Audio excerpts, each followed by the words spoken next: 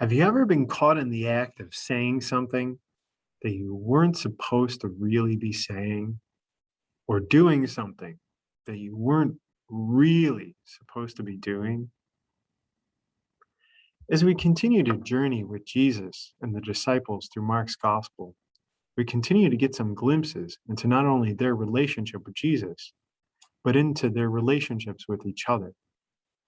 And today, we hear about them being caught in the act of turning away from what they've learned and arguing with each other over greatness. As a parent, I can tell you that there have been dozens of times when the scene of the disciples being caught in the act has in some way been recreated within our house. It's not that my son and daughter, Aaron and Sebastian, argue over who is the greatest, but the setting for the conversation is really familiar. Aaron and Sebastian will be in the front room. All the normal noises and sounds are being issued from the room, and then it suddenly gets really quiet. What's going on? Steph or I will ask. Oh, nothing, comes the familiar reply. Then you really know there's trouble.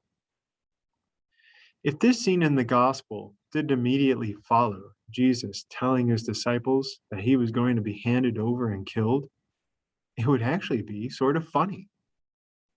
When Jesus confronts the disciples about what they were discussing, can't you just imagine their embarrassment?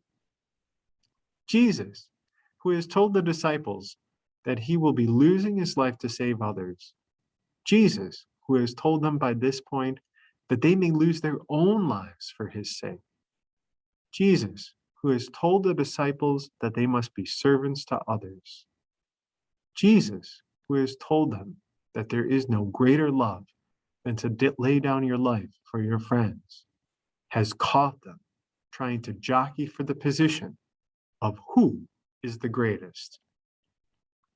Reframed for the 21st century, their argument was about keeping up with the Joneses.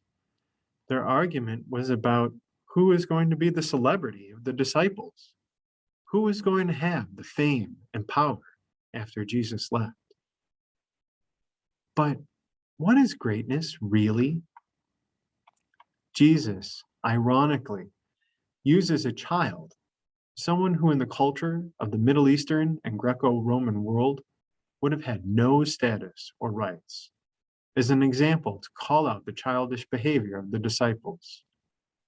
As Jesus does time and time again, he reverses what we might think to be great with what we had maybe never really considered. The kingdom of heaven runs on a very different logic than celebrity or political society. It runs on a very different logic than what happens when there is a contest to see who can have the most stuff. In God's kingdom, as the gospel tells us, it is always the first who will be last, and the last who will be first. The greatness we should be aiming for, Jesus tells us at the end of the gospel, is to be childlike. Innocence is a most precious gift. Not really owning something in such a way that our possessions actually own us is paramount to salvation.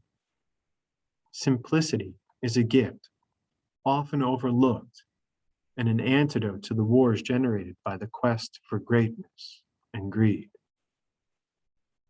And it is a gift to love like a child loves. True greatness doesn't involve pride, possessions, or power at all. True greatness, as St. Mother Teresa once said, is simply to do small things with great love.